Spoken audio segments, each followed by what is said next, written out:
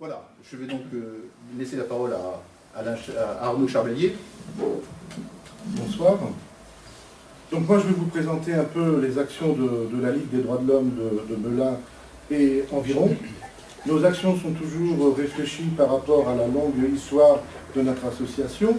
La Ligue nationale a été créée en 1901 et notre section a vu le jour en 1904. C'est dire que c'est une des premières sections créées en France. Nos actions ont toujours un cadre local, pouvant parfois le dépasser pour concerner le département. C'est ainsi que nous militons avec d'autres ligueurs seine-et-marnais. Je rappelle qu'il y a 5 sections en Seine-et-Marne: Fontainebleau, Nemours, Chessy, Meaux et nous. Et nous formons, à nous 5, une fédération. À Meaux, plus précisément au CRA, au centre de rétention administrative du Ménil-Amelot, se mène une action de vigilance et de veille. Rappelant qu'un centre de rétention administrative est un établissement enfermant les ressortissants étrangers en voie d'expulsion. Certes, il ne s'agit pas de détention, mais de rétention, avec quand même la particularité commune qu'il y a privation totale, qu'il y a privation de liberté, ce qui ne manque pas d'interroger les citoyens que nous sommes. Saisissant aussi de savoir que dans ces lieux d'enfermement se trouvent des enfants, des très jeunes enfants. Si on a des principes, comme le rappelait ici même la première défenseur des droits des enfants, Claire Brisset, qui avait été invitée par le Cercle et par notre section locale, on refuse l'enfermement des mineurs.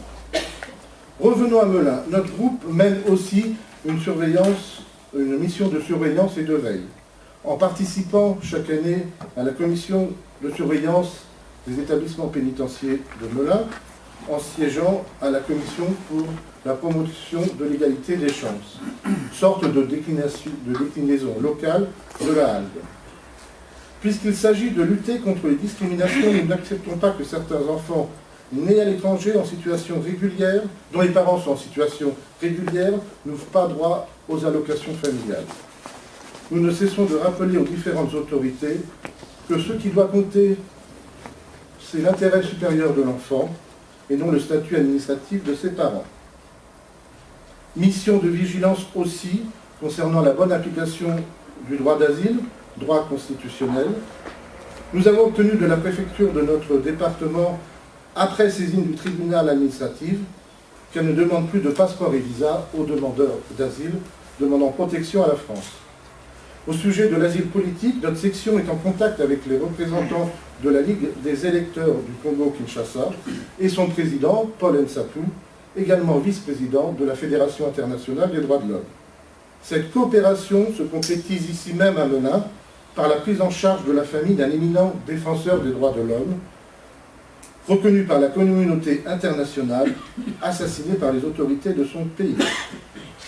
Vous avez compris qu'un aspect de notre travail est de faire accéder à l'exercice effectif des droits, par la justice si besoin, ou en saisissant ou en faisant connaître toutes sortes d'institutions, la défenseur des enfants, le médiateur, la HALD, les conciliateurs et les diverses commissions de déontologie.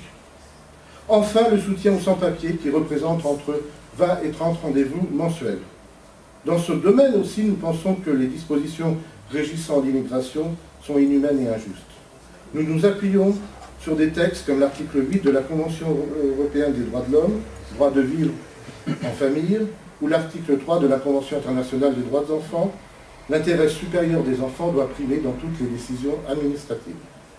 Nous n'en pouvons plus de voir criminaliser les étrangers établis en France. Imaginons une France sans émigrés. Que deviendrait le BTP, le secteur du service à la personne, l'hôpital? L'histoire du monde de la France est inscrite dans les migrations, le déplacement et dans notre ADN. La fréquentation des sans-papiers nous a permis d'appréhender l'exploitation au travail que vivent ces personnes, considérées sans droit par leurs employeurs. Cette misère est exploitée par les marchands de sommeil. Il y en a ici à Melun. Nous tentons de les mettre en difficulté grâce aux outils offerts par la loi et une bonne dose de persévérance. Nous avons apporté notre témoignage lorsque la justice, la police enquêtent sur les agissements de ces personnes. J'ai tenté de synthétiser l'action de notre section et de faire sortir les membres qui l'animent. Perspective maintenant, dans cette période du 11 novembre et de l'inauguration du musée de la Grande Guerre à Meaux, nous participerons au combat pour la réhabilitation des fusillés pour l'exemple. Ceux qui ont considéré que lorsque les valeurs humaines sont bafouées, le droit à la désobéissance s'impose. Merci.